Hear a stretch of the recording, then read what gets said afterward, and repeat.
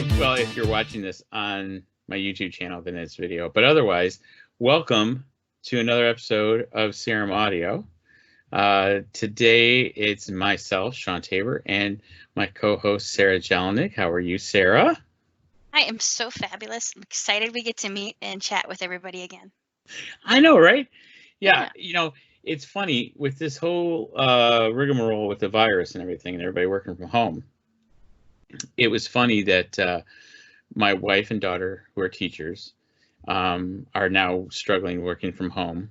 You know, so they're going through those pains like we did when we first started working from home. And then my wife said, well, I guess I gotta create a YouTube channel.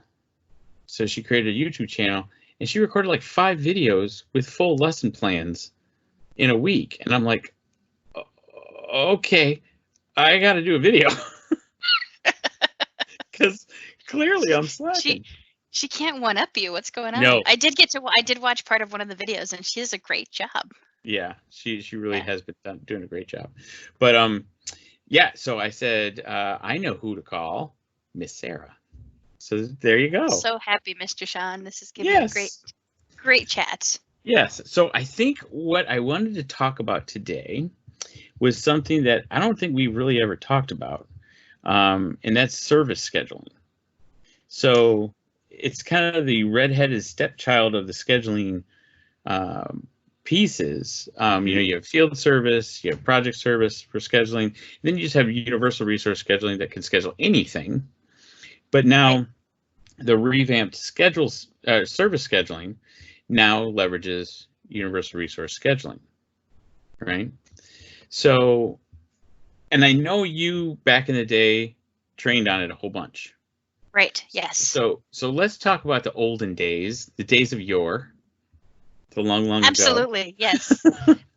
Yes. What was your recollections of service scheduling back in the day? So when I started off in 3.0, I was of course consulting and using it, and well, more importantly, training people on how does this work, how it can help serve their business. And the first few times I taught it, I'm like, I don't see why we're doing what we're doing. And then I think it finally clicked, is that, you know, for those of you who do Outlook meetings all the time and you're trying to find a time that works for everybody, these are the people I absolutely need in order to do this. It's kind of the same concept. Here are the people that I need to do this task or this service or complete the service. And it didn't have to necessarily be people. It could be people and resources like a toolkit, or I need a vehicle or a projector or something. I need these resources. And it had a pretty powerful engine at the time to say, all right, you want to do this service. It's going to take this long. It might be at this location where the customer is. And I'm going to try find some times that work for you. And you pick the time that works, falling in line with the resources working hours, if they've got conflicts. It was pretty cool. I actually had a customer back in the day on 3.0 that they were financial advisors, and they needed to find times that worked best to schedule people. And they didn't have Exchange on premise. This was a small shop. They had POP3 email, but they had Dynamics 365 or CRM at the time. And we used it as kind of that functionality of, okay, well, you need a half-hour appointment. You're going to grab this service, you're going to pick your person, and you're going to try find out when they're available, schedule it, and then it should put it on their calendar, which then should sync with their Outlook client. And it was pretty cool. It was a way for us to do the whole Meet Next feature. Right. But it didn't really have a lot of people that used it or found it helpful. They wanted it to be just automatically schedule somebody, just find somebody and put it on their calendar. You know, maybe do like a round robin or something like that. It didn't have the capabilities that I think, you know, we might get with universal resource scheduling. So it's pretty neat at the time. Well, and you had to deal with the whole work hours and the business hours, and there's a lot of setup and configuration right at the beginning, right? Right. Where now, with the new service scheduling hooked to universal resource scheduling, I found that configuring the service is no big deal. You still have to do the work hours because it's still dependent on work hours, right? If you want to have certain slots and times. But the configuration I shouldn't say configuration, the setting up the service and making sure that you have the right duration, the right fulfillment preferences, the right skills and characteristics, the right resources. It is much more involved than what you need to do to, say, schedule a work order product or work order service, or or it's much more involved to get a project resource assigned to a project. I found service scheduling to be a little more cumbersome in finicky.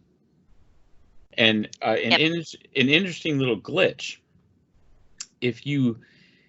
I clicked the back button on when I was scheduling a service, and magically the old service scheduling appeared, like the old form. I love those moments. And I'm like, wait, what happened? And once I realized, no, I did not just take a time travel to 2011. I realized I could close it and open it back up. But right now, because a lot of what they did with the service scheduling 3.0 that I can tell is they skinned the front end, but a lot of the back end is still kind of there. So right now, if somehow you still have the classic web UI, you can still get to the old service scheduling component and this old service scheduling form and still use it like you used to back in the day. Okay. But once you do that, it doesn't convert to the new. Right? That's weird. That makes sense. It does, but there's a migration process for that, I believe.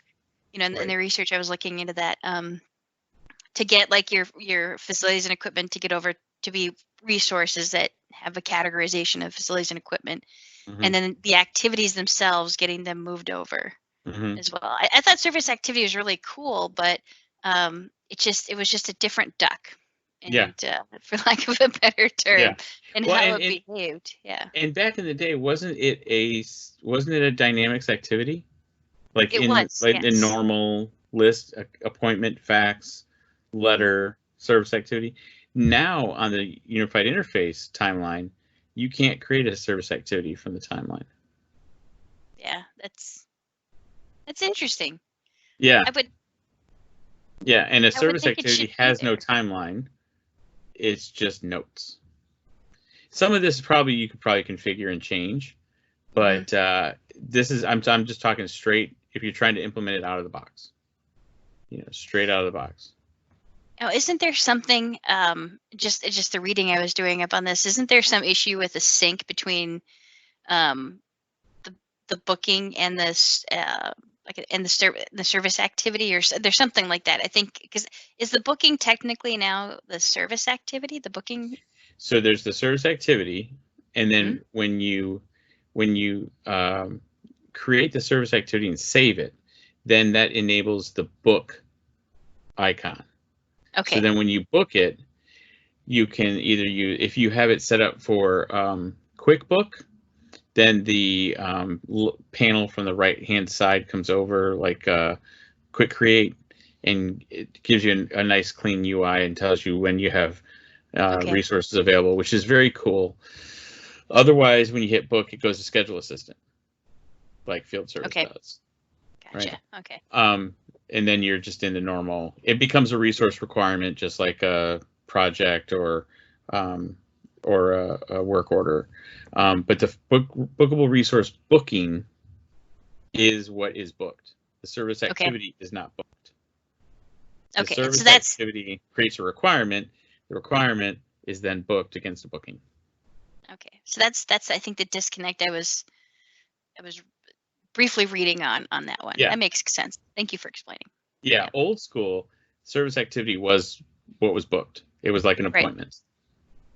Yeah, and you could physically change it, but it wouldn't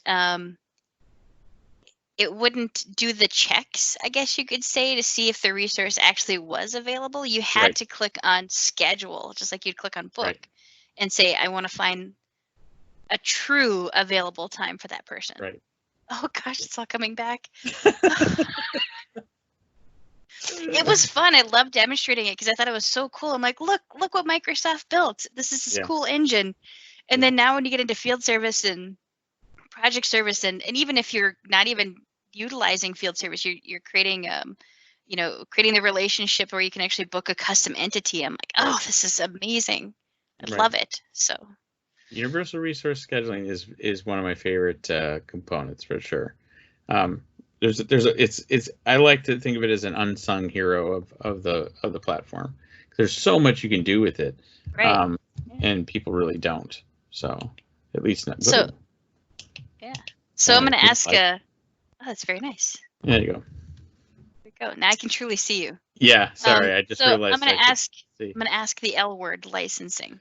Okay. So if you have this capability, could you take the universal resource scheduling? Could you, like I'm thinking with field service, and I could butcher the terminology here.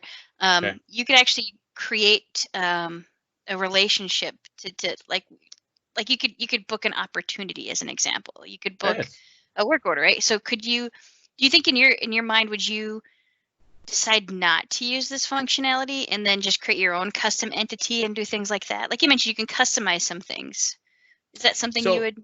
Yeah, so it depends on what you're wanting your objective to be, right? Mm-hmm. So let's say, for example, appointments. Let's say you do have a requirement where you want whatever you book to be on the Outlook calendar. You can enable appointments to be scheduled via universal resource scheduling, and it maintains the same inherent Outlook integration that you already have. Okay. Right. Now, the key, though, is if you change the date on the appointment, it doesn't necessarily change the date on the booking unless it changes the requirement. Okay. Because then you have that additional layer of the requirement in the booking. But I mean, I've had customers where, for example, they said, well, we want to we want to implement project service automation. Okay, great. So what kind of projects are we going to be doing? Oh, well, we're not going to do the projects in here. We're going to do the projects in ERP, but we want PSA because we want to be able to schedule our project team. I said, okay, so does that mean, so we are going to create the project? Yes, but in ERP. Okay, so do you want to sync, like, is it because you want to sync the actuals back to PSA? Oh, no, we're not going to do anything in the project in PSA. We just want to create the project team. So then I had the conversation. Well, what you want is a resource scheduling solution. Mm-hmm. You don't want PSA. You don't need all the overhead of PSA. And they're like, really? And I said, yeah. So then I explained how we could create a project team entity in CDS. Mm-hmm. We could enable it for scheduling. We could have resources. We could have the skills, characteristics, all that stuff, because this customer already had customer service app. So by extension, you have universal resource scheduling. Gotcha. Okay. Right. It's like customer service enterprise or something like that. Right. They had the appropriate licensing to have resource scheduling already. So they didn't need PSA. So then we were able to work with them to develop a resource scheduling solution that then synced to their ERP for their projects. It just basically spit out the availability and skill-based resources, and then created the project team and pushed it over to the ERP. Very cool. Yeah. So way to be a problem solver there, Shawn. Yeah. Well, I didn't want to lose all the business. It was like I don't want to implement PSA because you're not going to be happy. That's the cool thing about having experience working with the old school CRM at the time, and then working now with CDS and the Power Platform, is that you can think of those. Hey, instead of writing something completely new or buying a license that isn't applicable, let's find these workarounds. Those are the most. That's the most fun I've had as a consultant. I'm sorry, I touched my face. I got to wash my hands now. I did wash my hands prior to this call, by the way. I have my antibacterial gel right here. This right here. from where's my camera? There we go. From Bath and Body Works, right? Okay. I would always complain when my daughter would, who's a teacher, she would she would go to Bath and Body Works and she goes, "Oh my God, they have a sale on hand gel," and I'm like, "Why do you need so much gel?" And over time, she now has this giant basket of these little bottles, and I'm like so happy. Yes. So this is the PSA. Wash your hands. Yes. I would normally go to the sink and wash them thoroughly here, but yes. What song are you supposed to sing? When you wash your hands, do you sing a song? Sing a song or I say a prayer. Okay. Yes. There's some that you can say that are that long. Yeah. But yes, you can make up your own lyrics to it too. But I think you're supposed to do happy birthday. Well, See people do happy birthday. I'm not a big fan of the song because it's boring. And it also makes me think of Outback Steakhouse, because there was a time, because Outback Steakhouse, we go there a lot. When they do birthdays, they do Bonzer birthday from the Outback crew. We wish it was our birthday so we could party too. Hey, and then if you sing just happy birthday, it's boring. True. Right? So there was a time when I think the management changed at my local Outback, and they were singing happy birthday, the regular happy birthday song. And it drove me crazy because I'm like, where's Bonzer birthday? So now I have a negative connotation. What I found is the chorus to the song Africa by Toto. Oh, love that song. Yes. Sing the chorus twice. It's 20 seconds. Okay. And that's just a jam. You're just all, wash your hands. My neighbors might not like that at some point, but you're like, hey, I'm washing my hands. I cannot wash them and come touch your door handles or something. Exactly. So we are clean. Right. We are clean. So sorry for that digression and PSA, folks, but I think what we were saying when I touched my face is those are the fun moments, is trying to figure out those weird workarounds. Right. Well, and in scheduling, especially with everything that's happening right now, I have a feeling that demand for scheduling solutions, whether it's not necessarily gig economy, because Dynamics really isn't built for gig economy kind of stuff necessarily, but having home healthcare solutions, industrial delivery kind of things, I think it's going to be an uptick. So really, if you get anything out of this podcast / is this a vlog? Vidcast? I think it could be I like vidcast. I don't even know. I think I just made up a word. Did I make up a word? I think maybe. I don't know. Who knows? Probably didn't. I probably didn't. I probably heard talking, it somewhere. I'll research it right now. All right. But either way, look into universal resource scheduling. Look at the service scheduling capabilities. Look at field service scheduling. Look at what you can do just with the resource scheduling engine itself. There's a ton of things you can do. And, looking at sales solutions, like I want to be able to, like you were talking about with opportunities. There's sales teams that go out to companies to do a presentation. You can now schedule that presentation. You can have a projector and big one of those big old whiteboards, like a Surface. Oh my God, I saw one of those. This whole staying at home thing made me. I told my wife, I said, it would be great if I had a Surface hub. And I said it could be a TV. It's like 60 inches. It's great. And she goes, "Really? How much is it?" I said, $8,900. She goes, "You don't need that." And I said, "But I could."